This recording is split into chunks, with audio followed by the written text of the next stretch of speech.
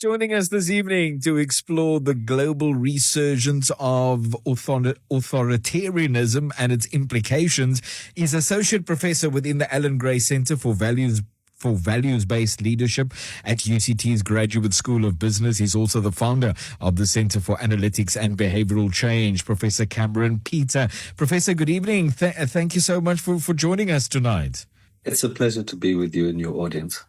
Professor, can one say that what the world is seeing unfold in the United States is a move towards authoritarianism?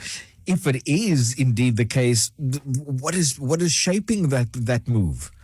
Okay, so not to get too academic about it, but there's definitely moves towards authoritarianism within the U.S. But authoritarianism is usually restricted to the nation state itself, and it leverages existing identities and it works through the existing institutions to gain authoritarian power. What I'm arguing is that there is a distinct likelihood of totalitarianism emerging. And totalitarianism are pan movements. They span across different nation states.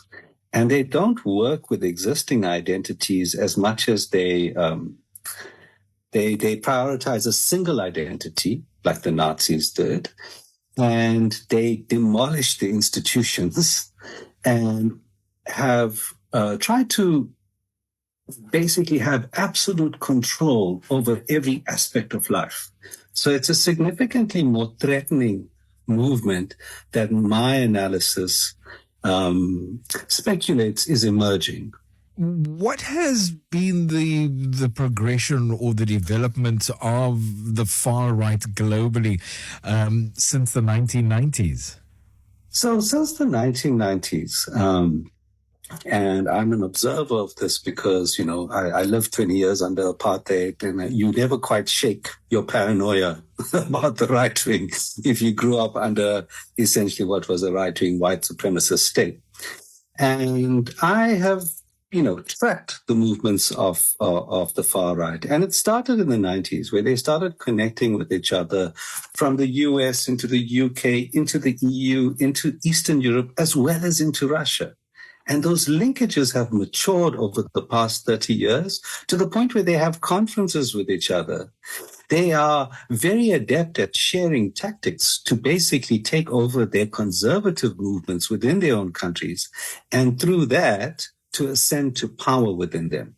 What are their values? What are they concerned about?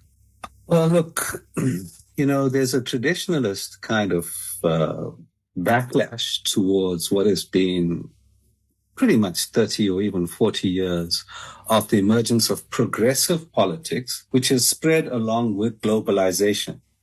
So whether it's sort of white Christendom in the EU and Eastern Europe and in Russia, which sees itself as under threat from black and brown and Asian immigrants, or whether it's, traditional Islamic countries like Afghanistan that see themselves under threat from globalization and the liberal progressive kind of values. I think what joins them is a sense of wanting to reclaim a history that's often imaginary. It's a nativist, revisionist history of times when things were better and less confusing and more straightforward. And where men were men and women were women, in simple terms, that's what I think it's largely about. It's a rejection of global progressive politics. But we mustn't forget that, particularly the bloc that I'm talking about from the US into the UK, into the EU, as well as all the way into Eastern Europe and Russia, I think it's largely a reaction towards the multiculturalism of those societies. The US has pretty much always been multicultural, so it's quite bizarre. But in Europe, there are very strong old traditionalist elements that see themselves and their ways of life as being eroded. And I think politicians have been very astute at capitalizing on those fears and paranoias and have entrenched it. Just for some evidence, the Victor Orban, who has set the standard for an authoritarian state capture. I mean, he controls the media, the oligarchs, the judiciary, every aspect, of their core sectors, the media as well. And that's the model that the Heritage Foundation have adopted with Project 2025. They've been talking to Victor Orban. And he mobilized the fear of Syrian, Muslim immigrants fleeing the war, overwhelming Hungary. The truth is Hungary has hardly any migration into it. But he still managed to basically foster fear of their white Christian values being eroded by an influx of refugees. Professor Camaren Peter from UCT's Graduate School of Business is also founder at the Center for Analytics and Behavioral Change, joining us this evening on Smile FM, highlighting the spectres of global totalitarianism. You're welcome to share your thoughts on 0829 904 904. And within this spectre, if I can use that again, of global totalitarianism, Professor, where does Donald Trump fit into this? Well, Trump is either the useful idiot with the people behind him setting the agenda, but the agenda works for him because it keeps him out of jail. It puts him beyond reproach now that they have the Supreme Court, the House, and the Congress. It also affords him an opportunity to enrich himself. And one should never forget that has always been first and foremost in Donald Trump's radar, is how does he, and I think this is a big pension plan for him, not dissimilar to other rulers in those positions. I mean, just think of Jacob Zuma. It was seen as an opportunity to enrich himself and his family and the networks around him. Mm-hmm. And I think Donald Trump is no different. But the only caveat, in the one version, he's just a useful idiot, and this is working for him, so he is riding it, right?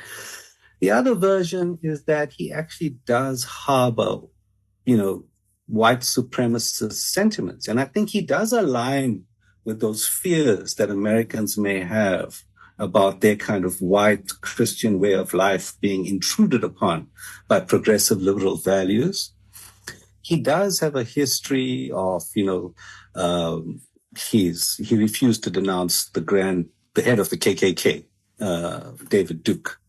He has brought right-wing kind of, Nazis like Nick Fuentes, the sort of real white supremacist pundit. He dined with him. He invited him to Mar-a-Lago. He has released the Proud Boys, the Oath Keepers. He is signaling to them that in some way he approves of them. When the Charlottesville sort of protests happened, which turned violent, he blamed both sides, if you remember. He said both sides, there were bad and good people on both sides. So he was trying to equate far-right supremacists with liberals and progressives, which is a very different kind of animal. Even though there's extremist language on both sides. So I'm not sure, but I do think that his personal worldview does align with a more far-right conservative mindset. What role is Steve Bannon playing? He was quite instrumental and quite prominent with his previous campaign getting him elected in 2016. There seems to be somewhat of a shift come this time around, though. Bannon is an extremely smart, astute observer and actor in this space. This is someone who really understands how to manipulate public opinion. He was co-founder of Cambridge Analytica, which was central to Donald Trump's winning the presidency in 2016. He is also the founder of Breitbart News, one of the founders of Breitbart News, which was instrumental in growing and fostering particularly male and white male American outrage at what they saw was the erosion of their primacy and their sense of, well, they don't see it as that. They see it as their sense of well-being and their importance and the value that they bring. But Breitbart News was instrumental in creating these right-wing echo chambers, which grew the support for Donald Trump and this agenda amongst young, white, college-going males. So it expanded this far-right movement. I think anyone who underestimates Bannon is really doing a disservice to what's transpiring. He's been attacking Elon Musk. And, in my kind of view, it was precisely around the times that Elon Musk was being really seriously attacked by Bannon. He calls him a globalist. He says he's not even an American. He's actually a South African. And he was pillaring him. And it was at that time that Elon Musk went out to the inauguration and did a Nazi salute twice. And to me, he was trying to take the steam out of Bannon's sails. That's what he was doing there. And did he? I'm trying to provide analysis in the moment and provide a kind of alert or a warning of what may be transpiring so that the rest of the sort of democratic nation states and centrist and kind of political alliances can mount an intelligent response to this. Another big part of this, which I haven't there's a piece that's sitting with the editors, which I actually wrote before the one that just came out, is looking at J.D. Vance's speech and analyzing it to show that it had nothing to do with free speech absolutism in Europe. It had everything to do with the big tech US oligarchs getting unfettered access to all of the 360 billion population of Europe and their data. They need to secure that to have dominance. And that, to me, is the other element of that, is that there is a push for an economic dominance, and they know that it's going to come with the big platforms and AI. Mm-hmm. They're worried about China. And that's why they're doing this. In my view, it's another push for global hegemony in a far scarier scenario than we've seen until now. And you say as well, Professor, that this impact of this move towards totalitarianism is yet to be felt. There are some worrying signs, as you pointed out. How is the far right, in fact, and have they leveraged themselves, for example, on social media and in the mainstream media around Project 2025? There's a video clip on YouTube, so I'll work backwards, that you can watch. If you post this, I'll put a comment in.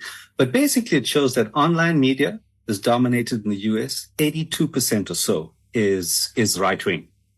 And that's where Democrats and progressives completely missed the point. They didn't realize that you had to get onto this new terrain and fight there. They are now. You've got other networks that have, or other sort of news offerings that have emerged online now that have even surpassed some of the right-wing ones. But it was 82% right-wing. So that gives you a sense. And also, youngsters in the US are being more attracted to right-wing politics because they get their news mainly online. So it's very powerful. But I will say that, we're saying that we have yet to feel the effects of it. But I was thinking about it before this interview. And actually, what Donald Trump has done with the tariffs, acting in a unilateral way, is a totalitarian act. It's basically sticking it to everyone in the world and saying, you will do what we want. Mm. We don't mind tanking the global economy and the US economy because we have that kind of power. So already we're seeing the effects of this totalitarianism, unfortunately. With the far right steadily progressing, as you had mentioned already, since the 90s, what sort of politics has emerged in the European Union, in Latin America, and in the US? And what does this mean for Europe? They seem to be absolutely key here.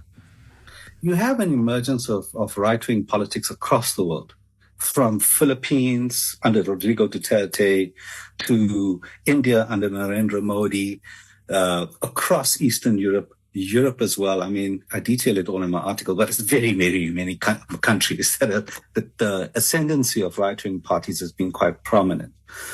But I think the key is that there's more of an, not just ideological, but also a kind of, I'm trying to put this in gentle terms, sort of, an alignment on the basis of what they see as white Western Christian values. And so on the one level, there's more of a resonance with the European bloc and even the Eastern European bloc. But it's not restricted to that. It's also important economically for them to have dominance in those markets, particularly with the big platforms which control their media, which control how people think or heavily influence how people think, as well as having unfettered access to their data. And it's very scary because, as we're seeing, online media and social media are playing an increasingly and staggeringly large role in manipulating the outcomes of elections. Lastly, Professor, what does this mean for South Africa? Oh, that's $1 million question for us. I think we've got to play it very smart moving into a multipolar world. We've got to be pragmatic, so use our head and our heart, align with where our values may align, but also be pragmatic about what non-aligned allegiances we have and how we can make best use of that, position ourselves well. So I think a safer multipolar world might be one where, let's say, Europe is currently looking to China, but they will also look to Africa. And South Africa will play a key role there. And maybe even the Middle East and North Africa in forming different kind of poles and trading arrangements which we can work with each other.